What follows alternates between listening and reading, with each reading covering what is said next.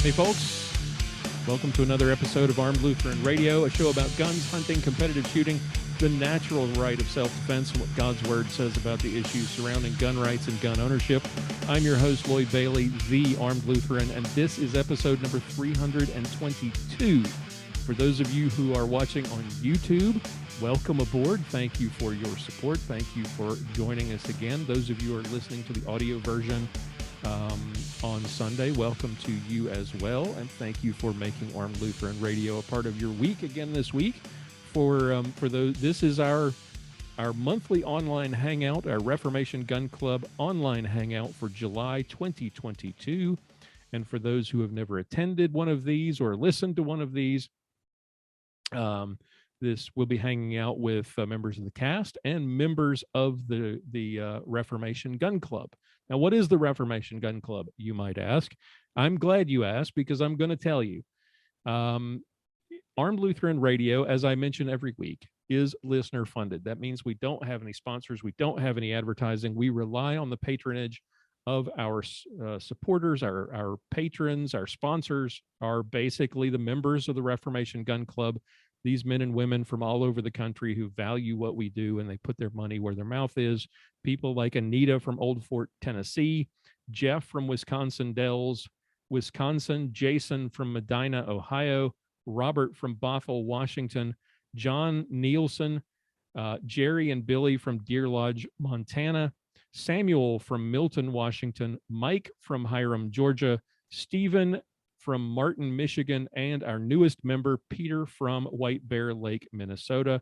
These awesome people help keep the lights on, and if you would like to join them and come join us get an invite to be in next month's online hangout, go check us out at armedlutheran.us/gun club. Look at all the tiers and all the benefits. It's as little as $1.26 a month. It's $15.17. It's a little Lutheran joke. $15.17 per year for the lowest level, and we have all kinds of cool benefits, so check it all out at armedlutheran.us/gun club. Let's bring in our guests and introduce them.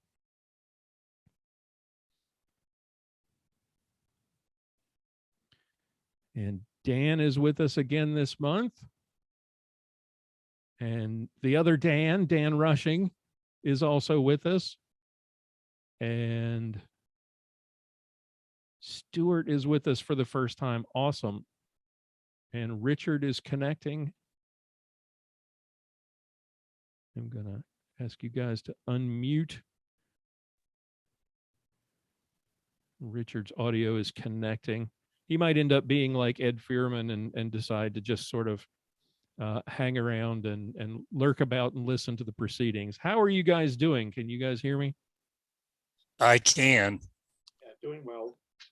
Awesome. All right. Let's see. Let's get the gallery going here so everyone can see. There we go.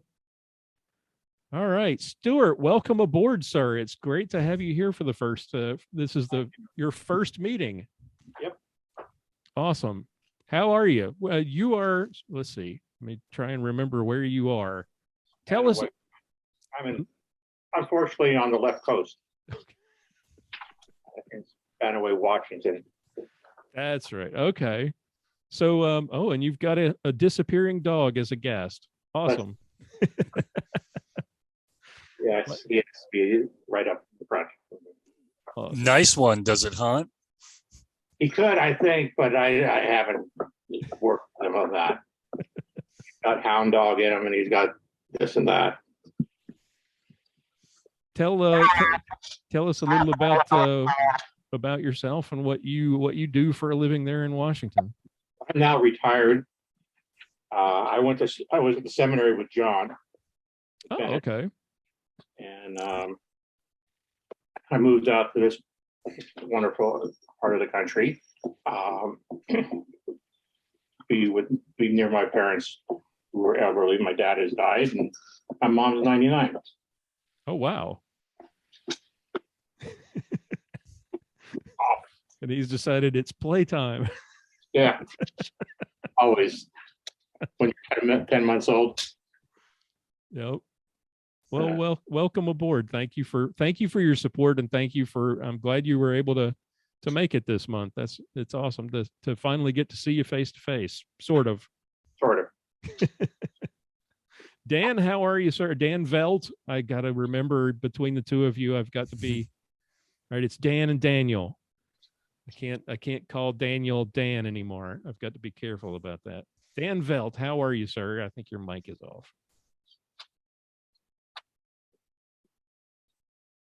No, not working. It says your audio is working, but it is not. Maybe it's on your end. So I'm going to move over while you work that out. I'm going to move over to Daniel. Daniel, how are you, sir? Very well. Sound good? It does. It does. Okay. Very good. What have you been up to since you were at the last couple of hangouts? And Dan just completely went down the fire pole. That was hilarious. Well, I hope he'll be back. I do too. I hope it wasn't. Hope everything's okay. Yeah, that was funny. So what has been going on in your life since you were with us the last 2 or 3 online hangouts? So yeah, I got back from a vacation visiting the family to a state similar to the left coast. Okay, the Great Lakes state of Michigan. North Coast. Yeah, visiting the family up there, and for a week. And I mean, you can imagine that there were some interesting discussions, going on there. Mostly surrounding their governor, Miss Whitmer, right? And little discussion about them, and still applying their dirty tricks to the voting system. The three, through, just a good application of the voting registration rules, the top runners in the GOP for the governor seat just kind of got kicked out. Oh, yeah, and it had to do with they were calling some of their signatures in their application to be on the ballot as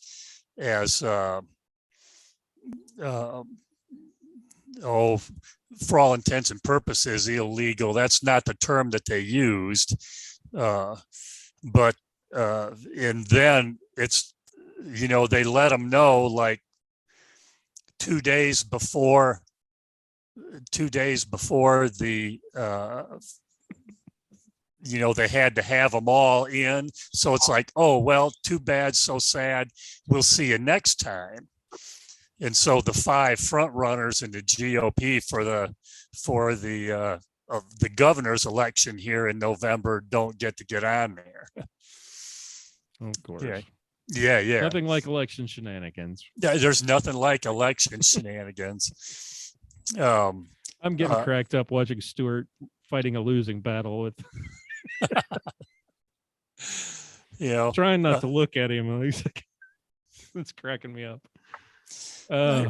Did get to do some fun things up there. There's a music store up there that's a historic music store. It's called Elderly Instruments. It's like going into a guitar shop in Nashville. Oh, okay. Okay. And they So had all vintage musical instruments, I guess. Yes. I mean, you can spend from $100,000 to $50,000 on a guitar, whatever,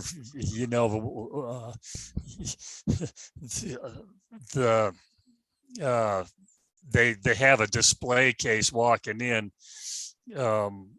They going in there, they were selling one of Ted Nugent's guitars. Oh, he lives in the area. Okay, okay, and so he's you know, he'll do something, sell something for, you know, for a fundraiser or something, you know, upon occasion. And but that was really fun. I was lucky I managed to get out of there without spending any big money. Temptation was great, was it? Temptation was huge, but they just didn't have anything right in that sweet spot for me, you know. Right. I did think of Dan Veldt, though, man. There was a really neat electric fretless bass in there. And I was like, man, this is too cool. I'll bet he would like that. Very cool. Richard, how are you, sir? I'm doing well. Recently back from a family reunion in the hot state of Oklahoma. Oh, yeah. Yeah. We're Lovely. in the midst of, I'm in Texas, so I totally understand. We're in the midst of our 90 days of 100-degree weather. It's not pleasant outside. You are, let's see, remind me where you are. You are in Wichita, Kansas. so in the neighborhood. In the neighborhood, not far. Fully expected it to be hot. Yeah. Yeah. So what have you this is your first, is this your first online hangout? Dan, I think you fixed it. I can hear the windscreen popping there. So I think you did get it. Can you hear me now? Oh yeah, there we go. Hey. All I'm no right. longer broken. Well, that's a matter of opinion. And you did come back. Hey, Stuart, I missed where you lived in Washington. Excuse me, Spanaway. Oh, I'm up in Enumclaw. We're not far away. Okay. Yeah, Very dude. cool. Richard, I was asking, I think is this your first online hangout? And if not, what have you been up to since last we had you on the show? And even if it is the first time, what has been going on in your life besides burning up in Oklahoma at a family reunion? Just second appearance on the show, and enjoyed my new pistole. Oh, what'd you get? Yeah. I bought a poor lonely used Canic. And You can do a lot worse. Those Yeah. are nice little guns. had to rescue it, from obscurity. It was just laying there waiting for me to take it home. Which one did you get? It's the SF Elite. Ooh. A little 15 rounder, Glock 19 size. Mm-hmm. And It's got a sweet looked to trigger. be as new. Yeah. Much better than my Smith & Wesson Shield, which is a terrible trigger. Yeah, it really does. Yep. Yeah. That Canic or Janik or however you pronounce it, that trigger is probably it's in competition, I think, for the best striker fired trigger. It's even better, I think, than the what is the gun that everyone raved about for years? Well, there's the Walther. Yes, the PPQ trigger, which is fantastic, but twice the price of the Canic, and the Canic's trigger is just phenomenal. The reset is amazing. I competed a number of matches with that. It's just really a fun gun to shoot.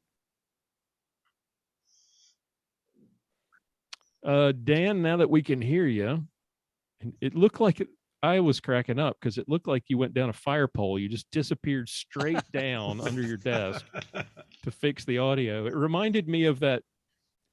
If you saw, I don't know whether, I think that was an outtake from one of the from the 200th episode where we had all the guests on, and Bob Main was getting ready to come on, and we were recording, and I said, all right, guys, here's what's going to happen next.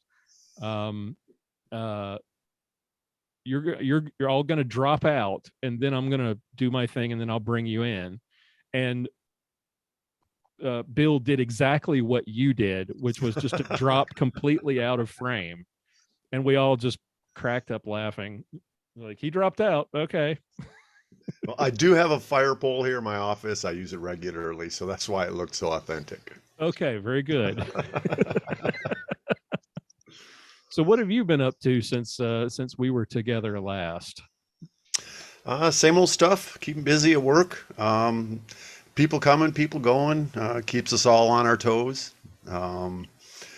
Got to go to the drag races with my son last night. That was way too much fun. That was a blast. Nice. Right down by your place, Stuart. We are Pacific Raceways. Very cool. I saw you shared a picture. I thought that was pretty cool. I've never been to a drag race. And I grew up in NASCAR country, and I've never been to a stock car race, I've never been to a car race. I lived 5 miles from Hickory Motor Speedway in Hickory, North Carolina, and on Friday nights you could hear the cars. Yeah. And never went. I'm not a very good Southerner. Oh, it's a blast. Last night was mostly local guys. A lot of the cars that they just drive to the track, and Right. Some of the bigger teams doing some testing and stuff. But it's fun to watch the weekend racers that just come out there and throw it on the track, see what they can do. Yep. Yeah. Very cool. So for those who have never seen these shows before, we go around. What's everybody's beverage of choice this evening? Dan, I'll start with you since you were last talking. Tonight I'm drinking an ancient carbonated prune juice called Dr. Pepper. The official drink of Texas. Daniel, how about you, sir? Well, because I'm celebrating tomorrow. I'm getting it. I'm a little ahead of schedule here, but tomorrow I'm celebrating 40 years with the same wife. Very nice. Excellent. Congratulations.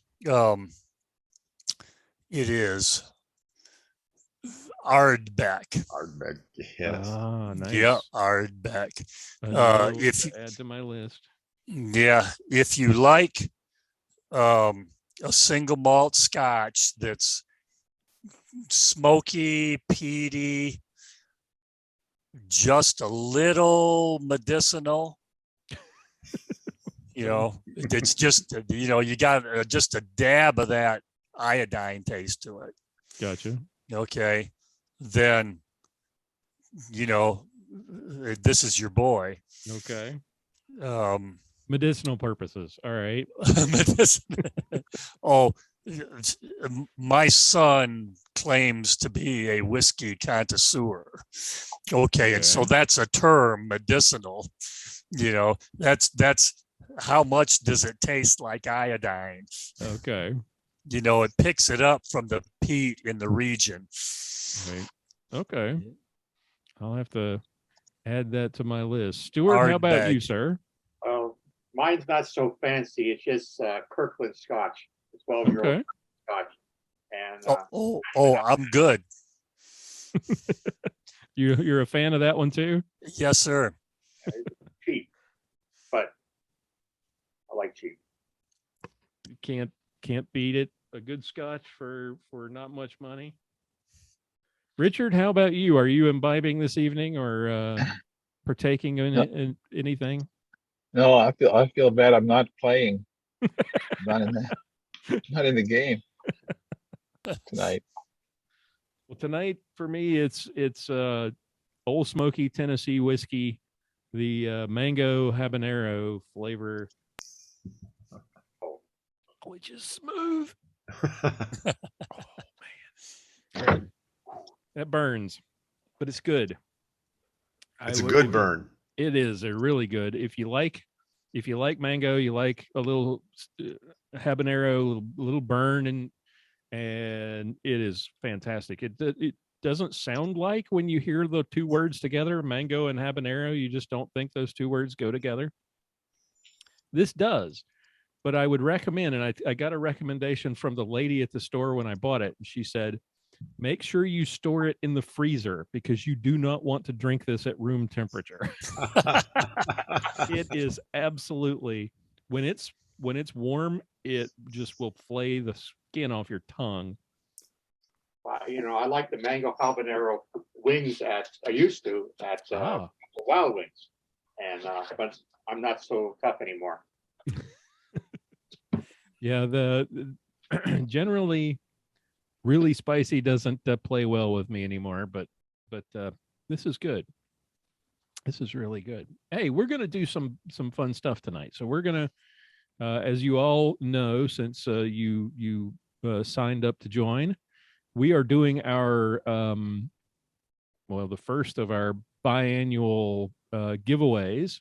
So we're going to be giving away some prizes here in a bit. And I'll have my lovely assistant, my daughter Rylan, come in and draw names. We're not doing, we're not going to draw names. If you were part of it last year, or you watched last year in December, or in last July's show, we had an ammo can full of clean 22 TCM brass, and every piece was numbered. And we shook that thing up and drew numbers out. We're not doing that this year because I don't have enough brass. We have way too many entries for me to do that. So I did it the hard way and printed out everyone's name with the exact number of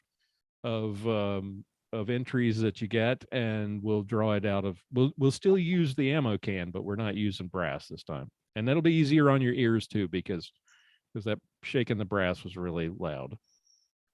But the other fun thing we're doing today is we're going to be right here over my shoulder and behind Dan. I saw it earlier when he went down the fire pole, is the book Duty to Defend, which came out in 2019.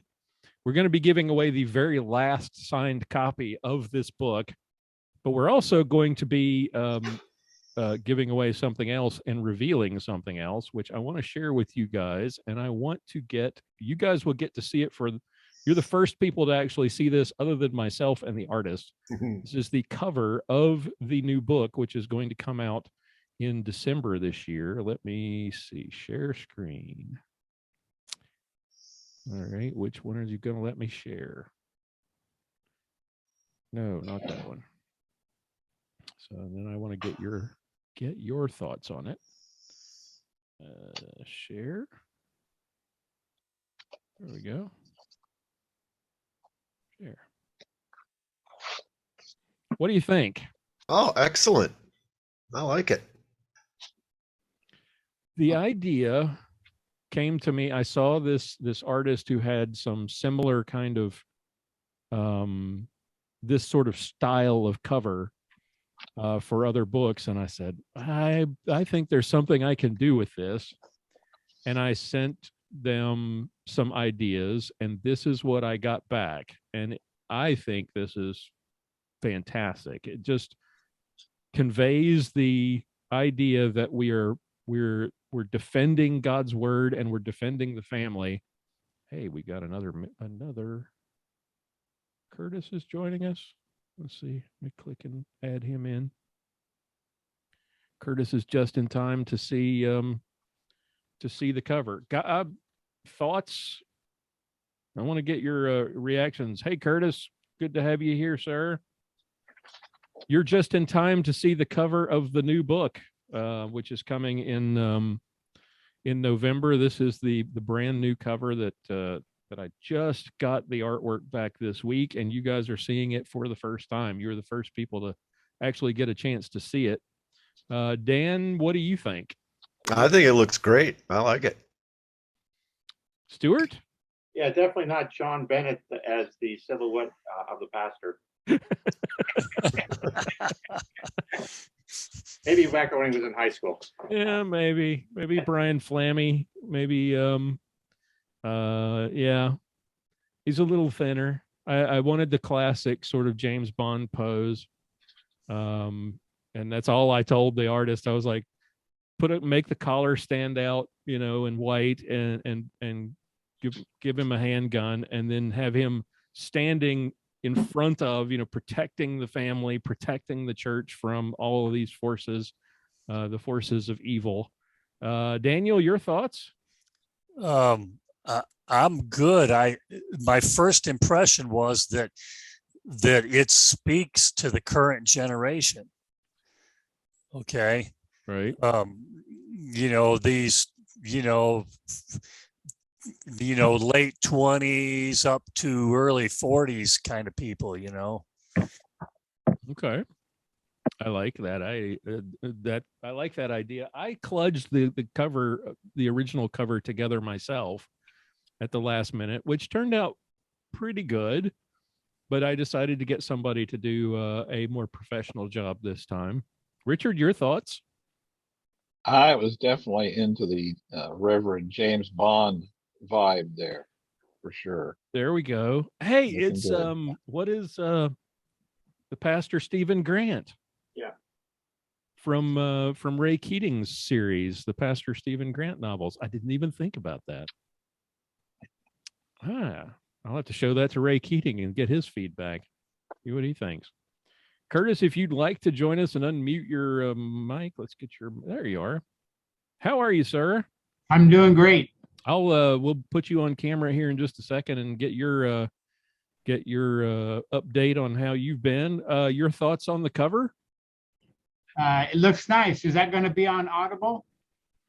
That is, if I can find the time to sit down and record it, I've been thinking about doing an audiobook version of this book, and I think I will. If I can find the time to do it, I definitely will put an audiobook version out. You're not the first to have asked. That would be awesome. I drive a truck, so I listen to a lot of books. Okay. Very cool. Okay. All right. So there's Curtis. Curtis, how are you, sir? It's good to have you here. This is, I think, your first foray into our online hangouts. Yes, it is. That's probably why I'm a little bit late. Took me a while to find the link out of the email. So you're in, remind me, you're in Junction City, Kansas. And you're a truck driver. So how long have you been doing that? And what is it? About 10 years. And what is it like now with all of the cost of gas and all of the, supply chain issues that we're seeing? What's that? How different is it this year for you than the past decade? Yeah, fuel is expensive, but it's like any business. You got to run a business by the numbers, and you find the freight that pays the bills, and on you go. So you pass by some stuff that's so cheap. So yeah, I'm still paying the bills. I'm still enjoying it. I'm not selling my trucks yet. Okay, good. Well, hopefully I can find the time to sit down in a recording booth and record an audio book version of the book. I had a number of people ask that question, and I've just never found the time to sit down and do it. Plus, as Pastor Daniel Freeman has reminded me when he offered to help kind of edit the book, the second edition, he said, we pastors don't exactly write in the clearest way possible. For the layman, it can be a little bit kludgy and hard to understand at times. So maybe I can help you put that into terms, into language that more people can understand without having a theological dictionary sitting next to you. So I'm endeavoring to do a different job editing this time. to make it a little more accessible and a little less technical. There'll still be a lot of footnotes. There's going to be lots of a lot of explanation of the terminology, but I'm trying to make it a little more readable than the first edition. We have, I want to say, 11 new articles in the book, and from this 11 articles from 10 pastors, and 7 of those pastors are new. So in addition to everything in the first edition, you're going to get probably about 50 more pages, plus an in-depth index and table of contents, which I sadly neglected in the first edition. And so I'm really stoked. I'm excited about the book. I'm not excited about sitting down and doing all the editing, but I'm still waiting for a few submissions. So I keep procrastinating. I've done some of the re-editing of the original work. And so I've still got a long road to hoe ahead of me in terms of getting the editing done, but we've got a cover, and we've got lots of new material, and I'm really excited about it. So, and for those of you who have read the book and reviewed it and purchased it, shared it with friends, I really do appreciate that.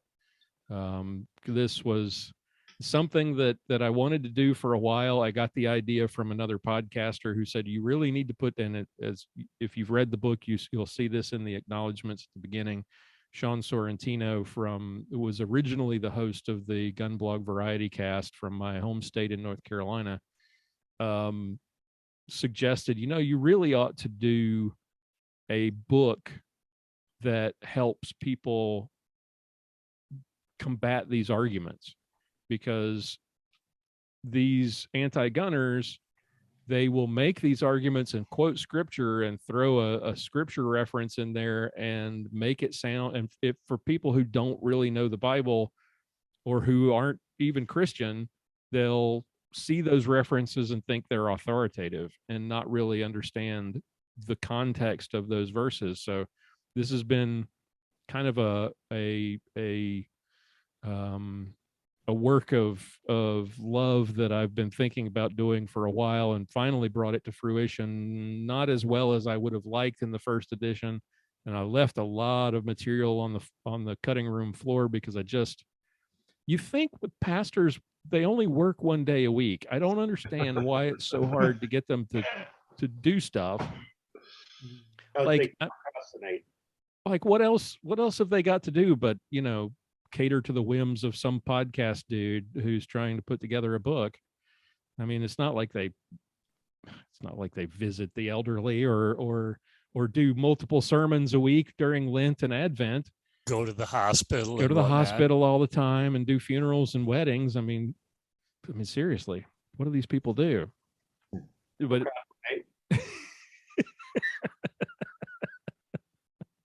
speaking from experience there, Stuart. Yeah. No, the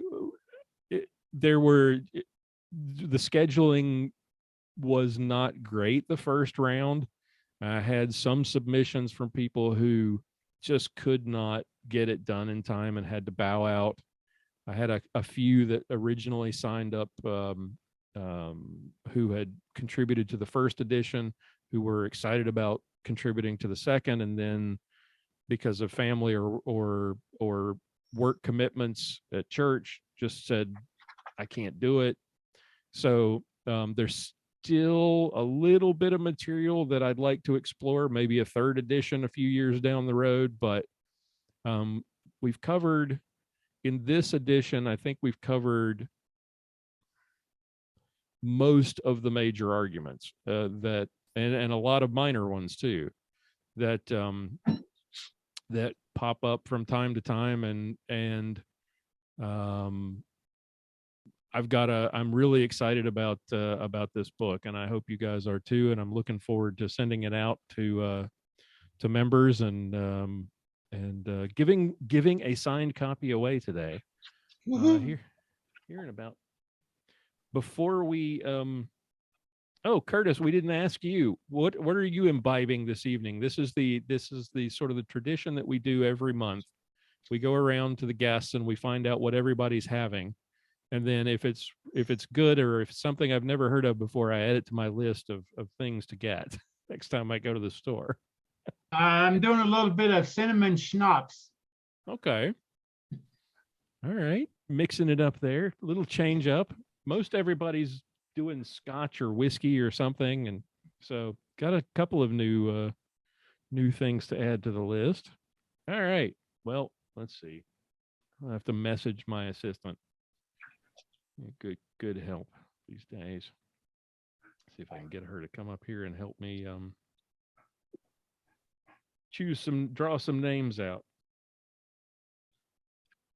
Before we do that, because what I'm going to do is I'm gonna change the camera. I'm not going to drop you guys out so you can still see and hear, but I'll change the view so it's just me. What anything you guys want to finish up with? Any thoughts about life stuff going on with politics and gun rights? Well, this 22-year-old guy, Eli, is quite a story. Has everybody doing drills now? Everybody doing 10-shot, 40-yard drills in 15 seconds. Got to have 80% effectiveness. Yep. That was nothing short of absolutely incredible what he was able to do and how quickly he was able to react and how well he was able to react. He got his girlfriend out of the way. He got everybody else out of the way and went to work. I'm really glad he was there. Yep. That was an amazing story. And for all the people who want to say we should only trust police with guns, after watching what happened, the video from Uvalde, and then seeing a 22-year-old guy, with a Glock 19 or whatever it turns out I have a friend who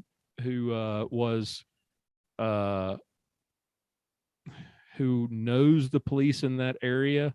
And he spoke to an officer who was on scene and they did the measurements and it was actually more like 70 feet when he first engaged. That's still phenomenal. That's 25 yards.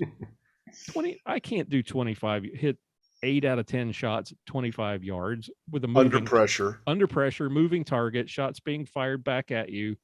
Crazy. Just absolutely phenomenal.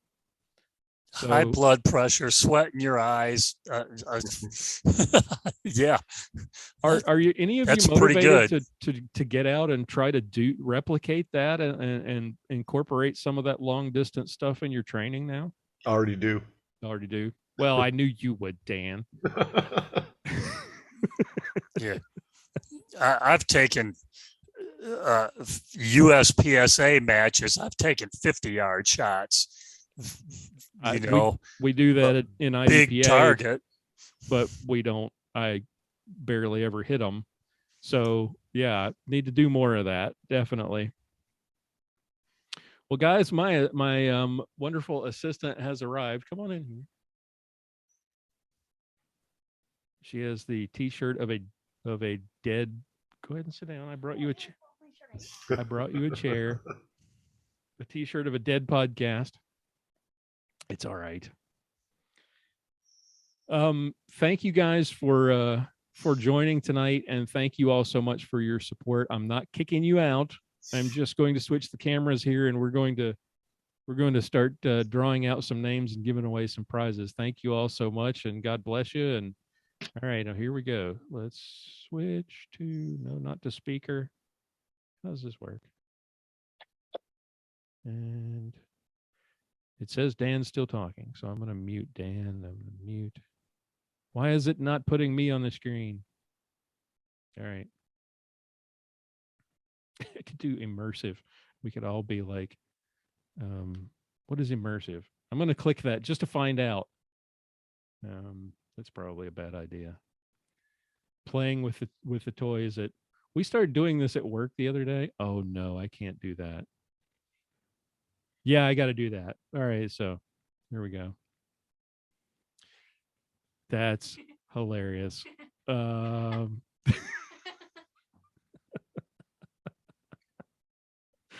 we started playing around with that stuff at Stop Immersive View. So we started doing that at our weekly or daily online meeting at work the other day, and wasted the entire meeting just doing nothing but playing with that stuff. Okay, so my lovely assistant has joined me, and if you'll grab the ammo can with no ammo in it, it's paper. Oh yeah. Yeah, we don't have enough brass to do this. So so what we are giving away today, we are giving away 2 free friend of the show memberships for those of you who have a family member or a friend at church, or someone you think might enjoy the benefits of a membership. We're giving away 2 of those. We're giving away 3 of our tumblers. Can you? That's the big. That's the. Yep, that's the one. No, that's not the one. It's like this but smaller. This is the humongous one. So if you'll put that back, it's a 16-ounce version of that. That was a one-off. But I have 3 of those to give away. We're going to give away a couple of t-shirts of your choice. So if you win a t-shirt, I will be in contact with you to find out your size and which of the t-shirt designs from the shop you would like. As I mentioned, we have the last signed copy of the first edition of Duty to Defend, and then a signed copy when it comes out of the new book. And I'm going to share that once again, of the new book, Duty to Defend, second edition. I'm going to draw and give away 1 copy of this, a signed copy of this, and probably a cool poster version of that artwork as well. So we'll do that as part of the prize pack. All right, so let's do. We'll give away a couple of memberships here. On the side there. Okay. Well, you might want to shake it up first. The paper is very light and it doesn't really, it's not nearly as loud as the ammo. Okay.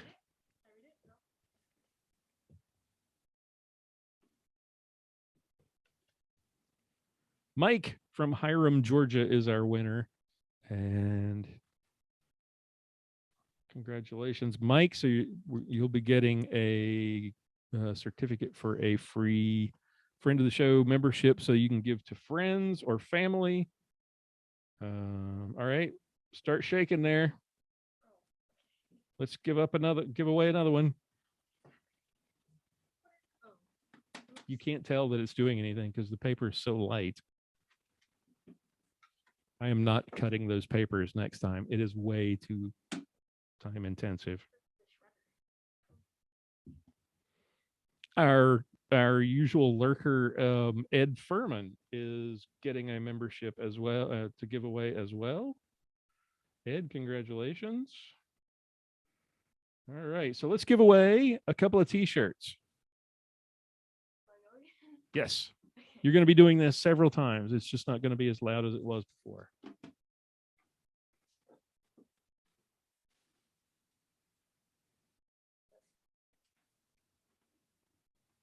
Hey, Dan, you're getting a t-shirt. So let me know your size and which of the designs you would like, and I will send that out. All right, let's give away another t-shirt. Did you even shake it that day? Kurt Wampole. Kurt from Rialto, California is our winner. He wins a t-shirt. I'll get it. Congratulations, Kurt. I will be emailing you with request for your size and the design of your choice. Okay. Now let's give away a couple of, how many tumblers have we got? We got 3 tumblers to give away.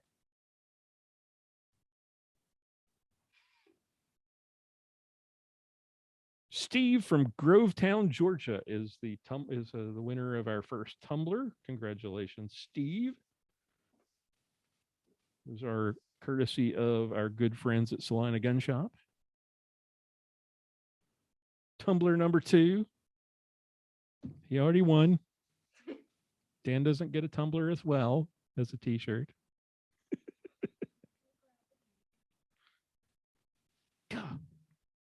Dan does not get 2 tumblers. Maybe shake them up a little bit. Okay. Assistants are not supposed to complain about the quality of the work of the disreputable Bartlett has won a tumbler. Congratulations, Mr. Disreputable. I don't know why he is so disreputable, but he is. And our last tumbler winner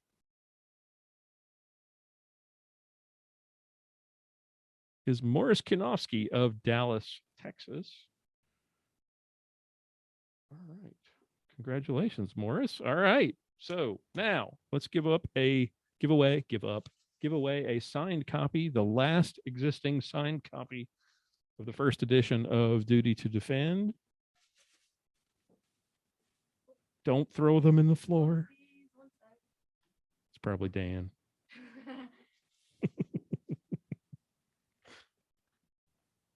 Thank you. Greg from Holly, Michigan is the winner of Duty to Defend. And now, congratulations, Greg. I'll make a note there. And our last prize is when this comes out, it is a signed copy of the new book, Duty to Defend, the second edition, and a signed and a poster of that awesome artwork with the Pastor Stephen Grant guy on it. I better not say that because Ray Keating will sue me. Hey, it is our seminarian, Jim Martin from Moline. He's now, he was from, where was he from? I'm not asking you. I'm thinking out loud. He's now on vicarage in Moline, Illinois. So Jim, congratulations to you. You will be getting a signed copy of the new book, Duty to Defend, second edition. All right, I'm going to unmute everybody. Thank you, assistant.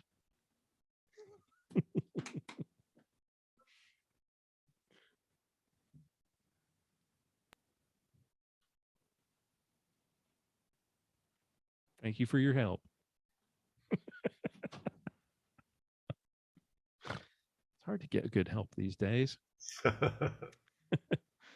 All right. Well, congratulations to all of our winners. Dan, whose name was drawn 3 times. So I don't get all 3? No. Oh, man. We do it a little differently in December. We make sure that the way we do it in December is everyone in the top tiers, the members in the top 3 tiers are all guaranteed a prize. And then it's just a matter of which one you get. And then the lower tiers, we do sort of like this with some other things. So December, we'll do this again. We'll give away a bunch of stuff in December as well. Let's finish out. We've got about 10 minutes here. So let's go back around and finish out with thoughts on things going on. We've talked about Eli, who is now world famous. Stuart, your thoughts on how things are going in the country, gun rights issues, final thoughts from you?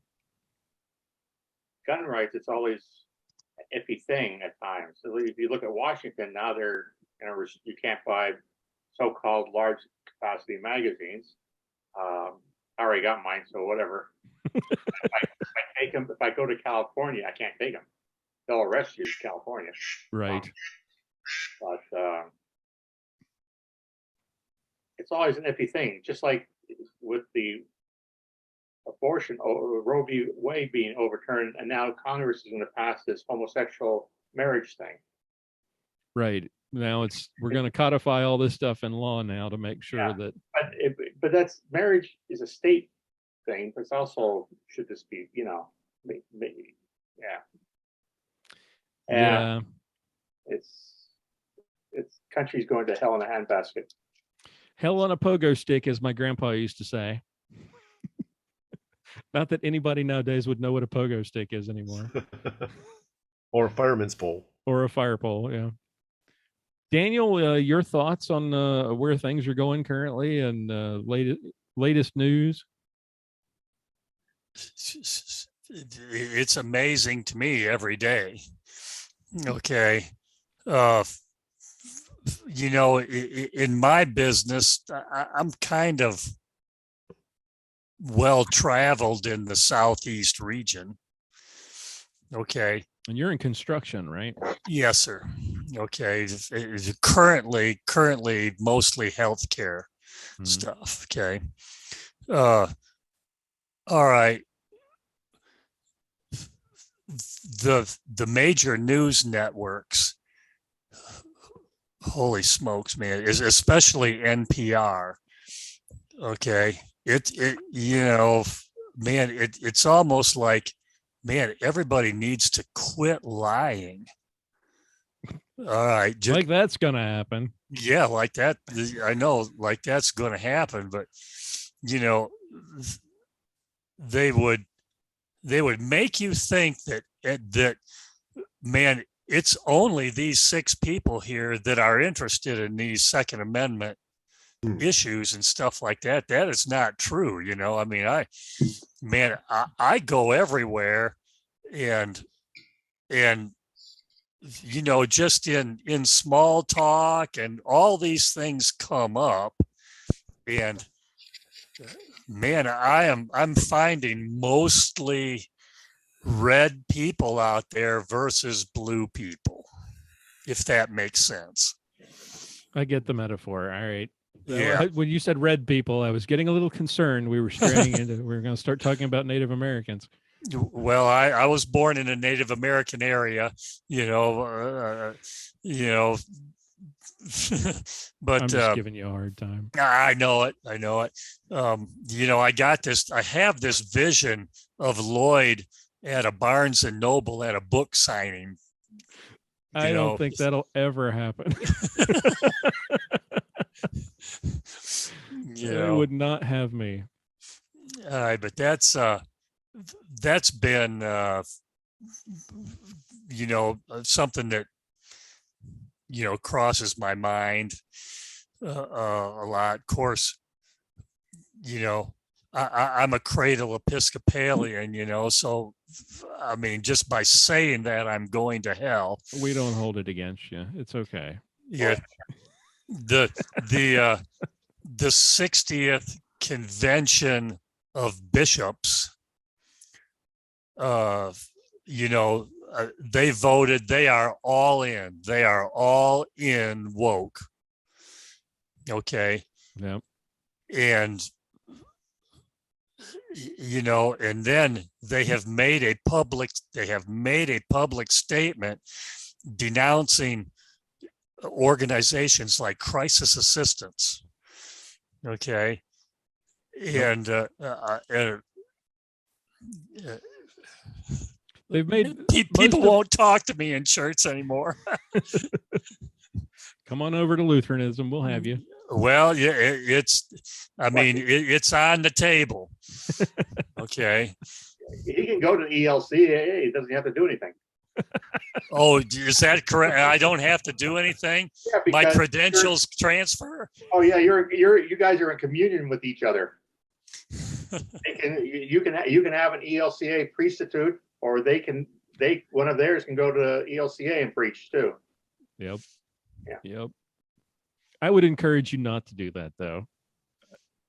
Come over to the dark side, the LCMS. We have cookies. Yeah, cookies and beer and better theology. All right. So, Richard, how are you? Good to see you. Now that I see your face, I asked you. I was trying to remember if you've been here before. Now that I see, I'll never forget people's faces. So I'm glad you turned the camera back on. Unforgettable. Yeah, I got you. Well, sure. I didn't intend it that way. I'm one of those people that if I see your face, I will remember you the rest of my life. I am horrible with names. I will run into people at matches. I'll run into people at school gatherings, and I'm like, "Hey, you, good to see you." And I know who they are in my head because I know their face, but I cannot for the life of me remember names. That is the absolute.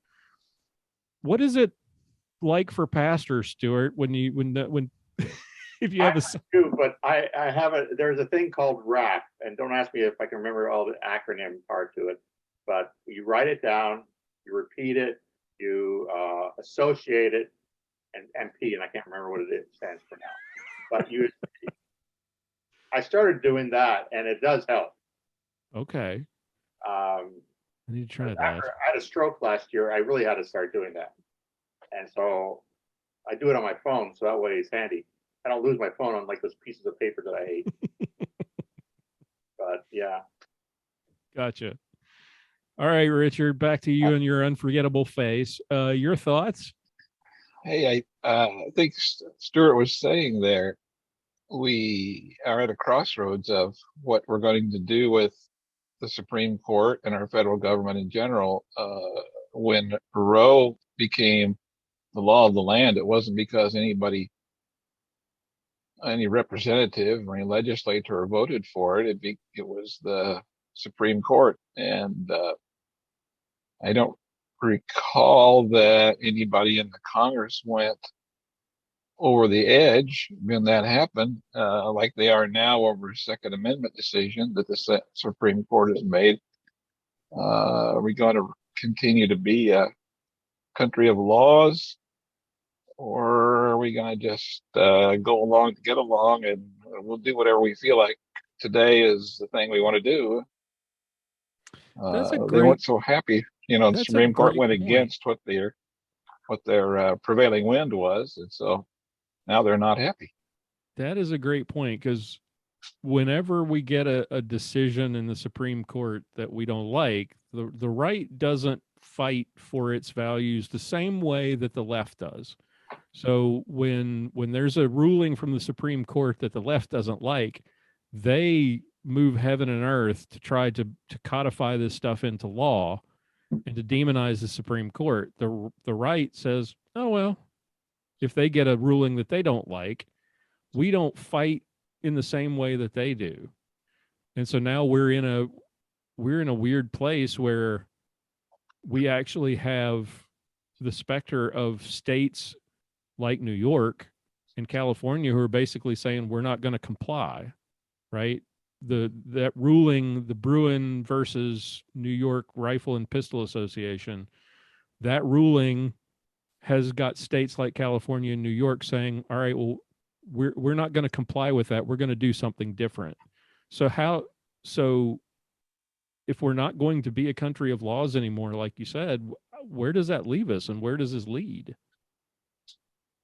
Well, just wait for them to abolish the National Firearms Act. Then we're going to see wailing and gnashing of teeth.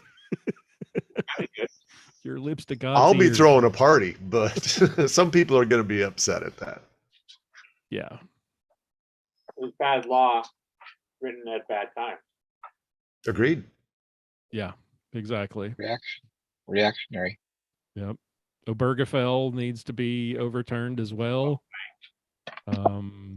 And that's why you're starting to see, like you were talking about, the states trying to codify things like gay marriage because they're worried that Obergefell's going to be overturned. If Washington State wants to have homosexuals be married, which they do, that's where in this country we do it. It's not U.S. Constitution. U.S. Constitution doesn't say that's not part of what the federal government is supposed to be doing, let alone anything else. All the other things they don't do. They don't defend the borders, which they're supposed to. If you're a lefty, you don't have to obey the laws you don't like. If you're on the right, and you're Christian, you do obey the laws whether you like them or not. Right. I was in high school when Roe v. Wade went through, and my one teacher, I had to do a debate on supporting Roe, and I wasn't for it back then. I've been against it my whole life, pretty much. And sorry, the cat hates the puppy. I don't know why. Yeah, and you know how 50 years of protesting and nicely, not bombing things overall. It's just a different mindset between those on the right side of things and those on the left. I don't understand why. We're all supposed to be civilized humans, but it seemed to work out that way. Rules for radicals. So, you know, Alinsky changed a lot of that. And I think a lot of the ugliness in our politics started with the Clintons, to be honest. The worst of it, I think, started with the Clintons, when it was no longer agree to disagree. It was, if you disagree with me, you're evil. You remember, was it Reagan who used to talk about how he and what's the guy's name? Tip O'Neill. Tip O'Neill. Tip. I was like, Skip? Yeah. Chip. I knew it was something ending in an ip, and I couldn't think of Tip. But he and Tip O'Neill used to have all these just knockdown dragouts, you know, in debate. But then they would go out and have a drink together after. Oh, you know. So we can't go along to get along anymore. We can't agree to disagree anymore. It's now, if you disagree, then there's something wrong with you. You are evil. And the Clintons, I think, weaponized that, and now we're reaping the whirlwind from that. We can't have discussions anymore, unfortunately. But if you look at the modern right, they're trying to be the same way. How did Trump get elected president? I mean, I like what he did, but a lot of things, but being a old school conservative like National Review, and he's there. We'll just leave it at that. I'm sure I've made enemies there, saying that there are a lot of things I don't like about Mr. Trump, and but now the right is going the same way. Well, the left has been look what they did to Romney, and in debates and stuff like that, and Ryan. Mm-hmm. But then there was Bork. We all remember that was horrible. Yeah, that was horrible. You don't have gray hair, but our there he is. And what are you? Are you in the car? Well, he's muted. Let me ask him to unmute. There he is. There he is. Howdy. Howdy. Are you back in Arkansas, or are you still in Back in Norway? Arkansas? Just came home to a flat tire. Oh no. So I'm about to. I just figured I'd pop in, say hello, and then change a tire. Otherwise, here's what I'd be drinking. Just because I know you'll ask later, or you would ask.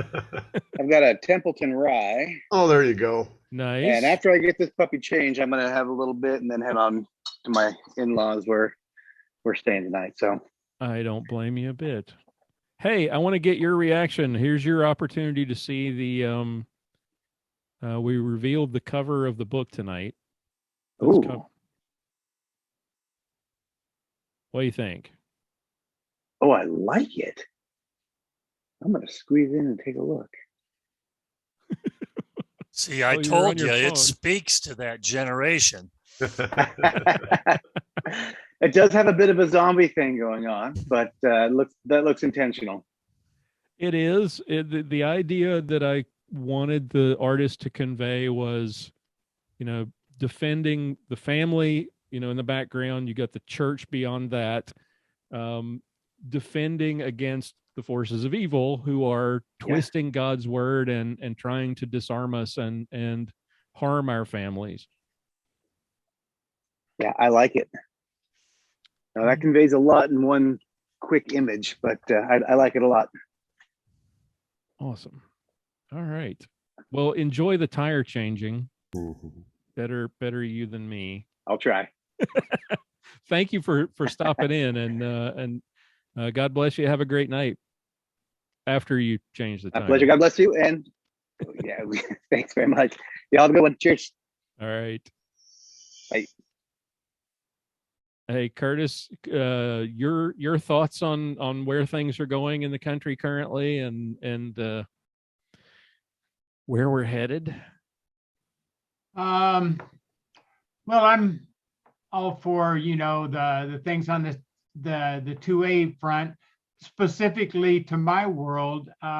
Whenever new legislators are brought in, or whatever, local or federal, that over me, I always put the bug in their ear about the reciprocity of the concealed carry permits, because I travel so many states. I have to be careful where I take loads, Mm-hmm. or if I carry when I'm on this trip, or whatever. So that's important to me in that area.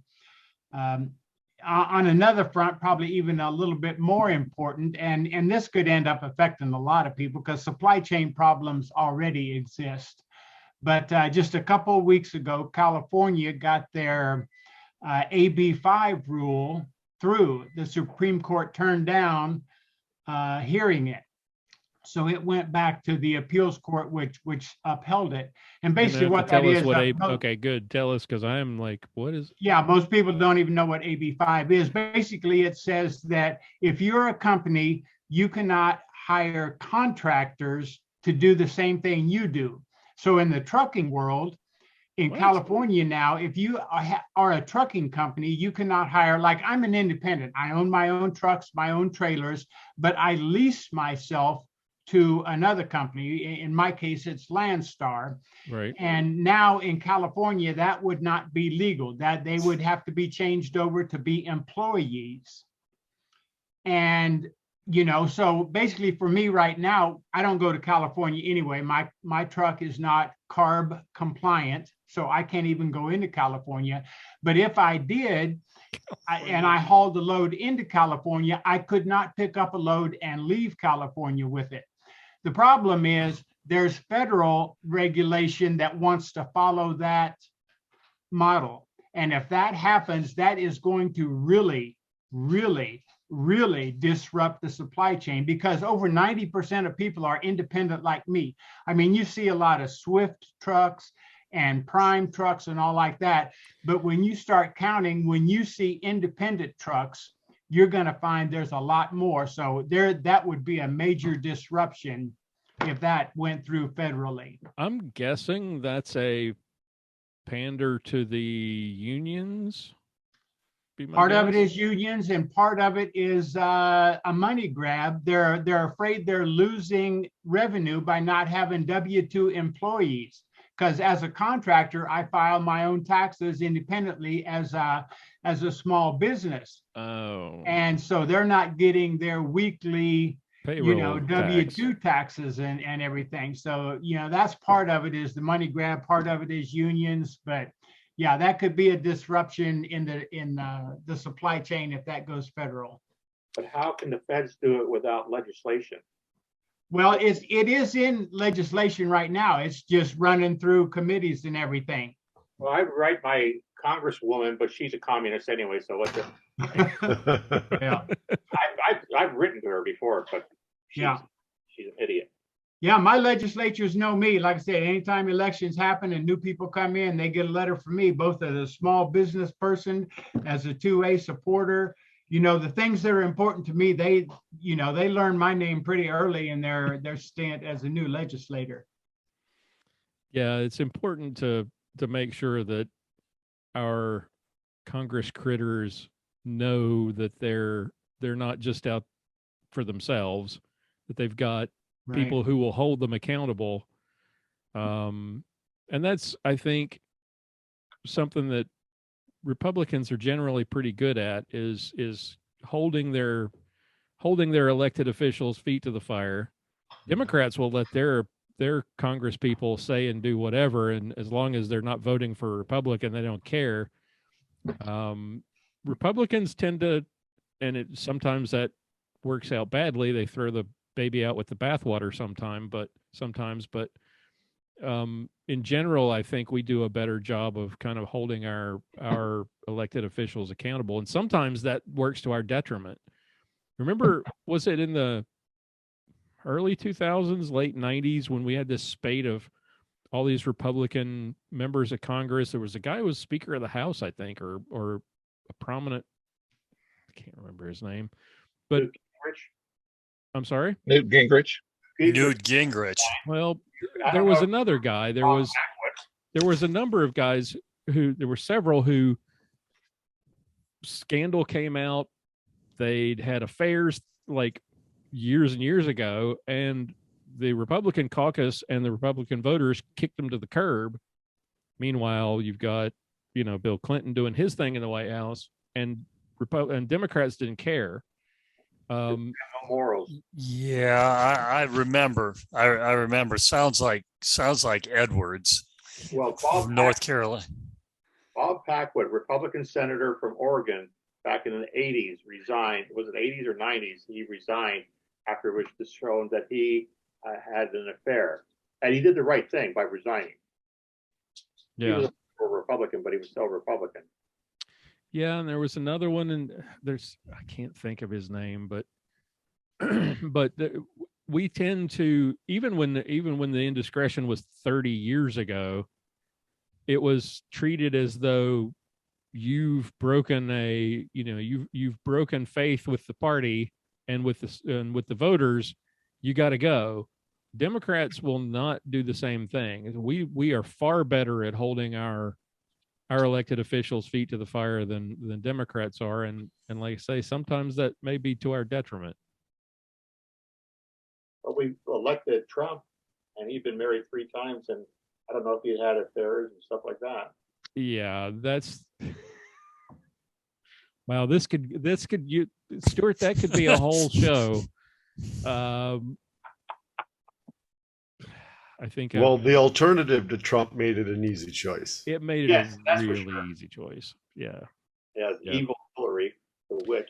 And I think there was a certain level of kind of being fed up with the Democrats constantly being nasty and mean and being on the offensive, and Republicans generally sitting back and taking it.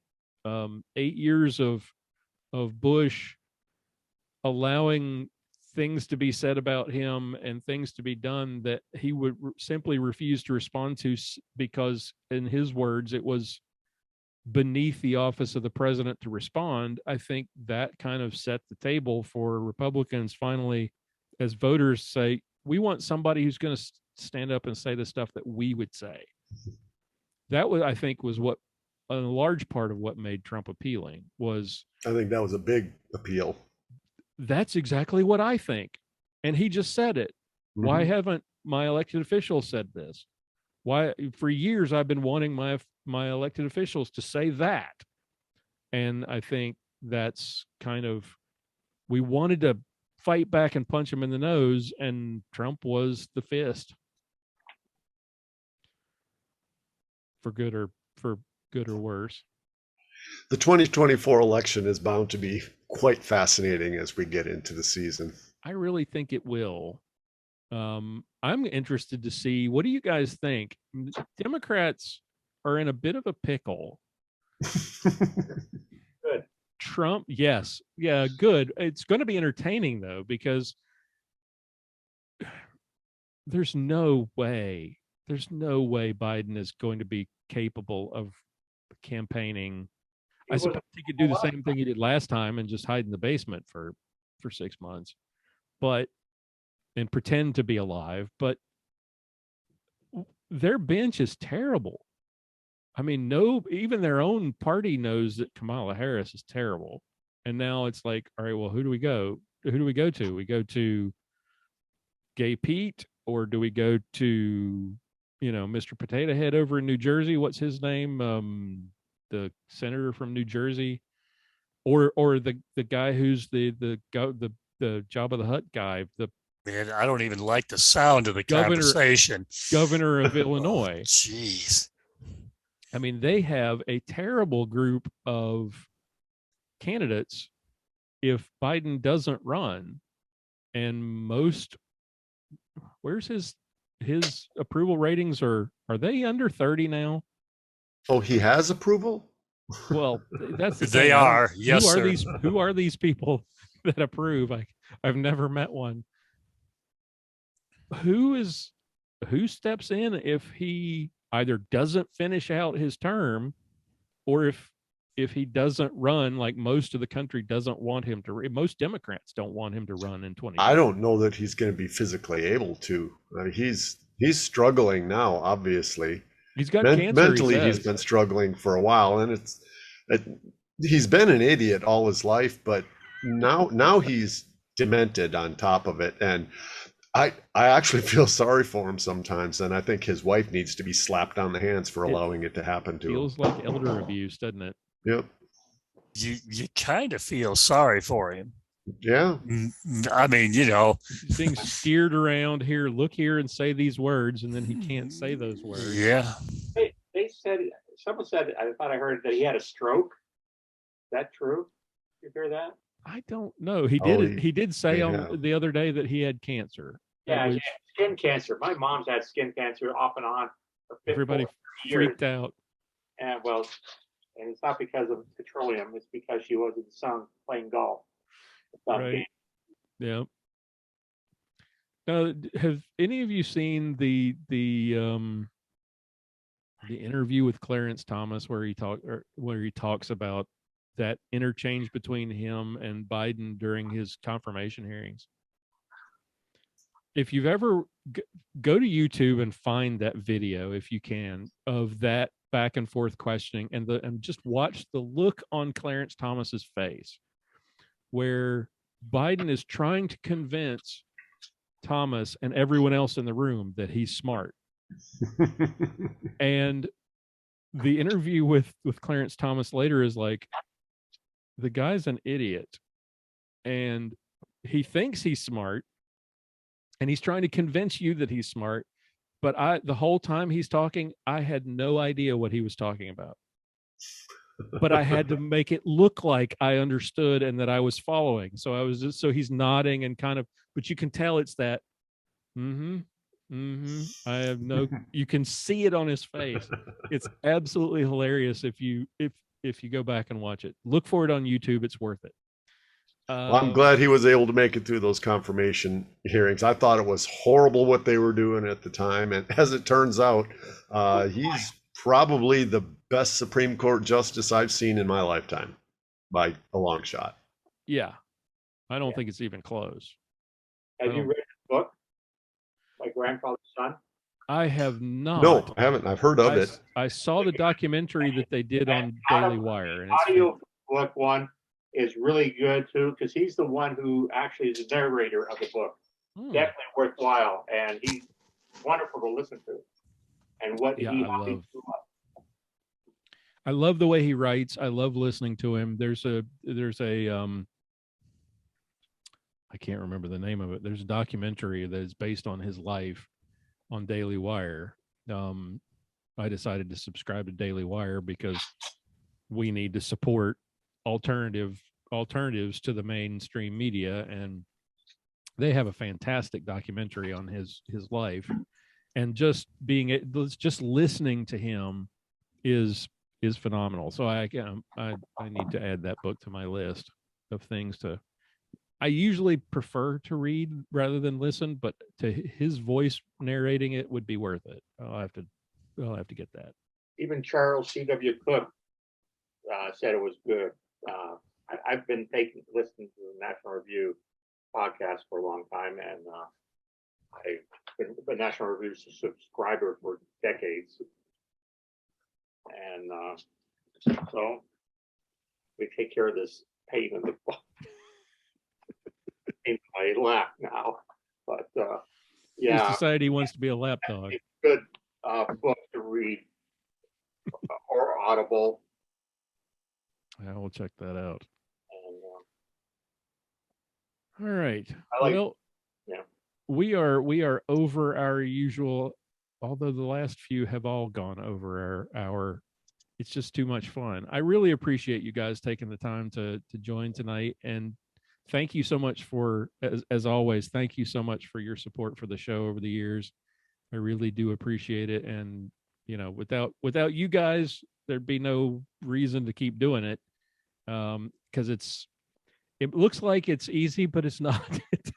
There's a lot of work that goes into trying to do this every week, and trying to coordinate schedules and make it all happen. And but it's your support makes it worth it, and I really do appreciate it from the bottom of my heart. Thank you so much, and thank you for taking the time to do this. These online hangouts, I really enjoy them. I hate that we didn't do them more frequently earlier on, because just getting a chance to see you guys virtually face to face, and get a chance to pick your brains a little bit and talk about current events and laugh about whatever everybody's drinking. I really, it's a blast. Thank you all for doing this. Thank you. All right. Have a good night. See you all later. All right. Good night, all. Guys. Later. All right. There we go. Folks, that is all the time we have for today. Thank you all so much for your taking the time to listen, to watch. Really do appreciate it. Like I said, like I told the guys, I really do enjoy these online hangouts. They are a lot of fun. It's an opportunity to share, to talk about your current life events. We try to keep it lighthearted most of the time. We have a little bit of serious political and 2A talk, but for the most part, we just hang out and have a little fun and share life stories. And we would love for you to be a part of it. So check it out at armedlutheran.us/gun club. Consider becoming a member. Really do appreciate all of our members and everything they do to make this show possible. Next week is going to be an online, or not an online hangout. We just did an online hangout. I haven't had too much of this yet. I just can't think. Next week is going to be a variety show with content from the entire cast, so be sure to check that out. And then the week after will be another hangout, another get together with the pastor, our Clinging to God and Guns show. So thank you all for watching. Thank you all for listening. And I will talk to you again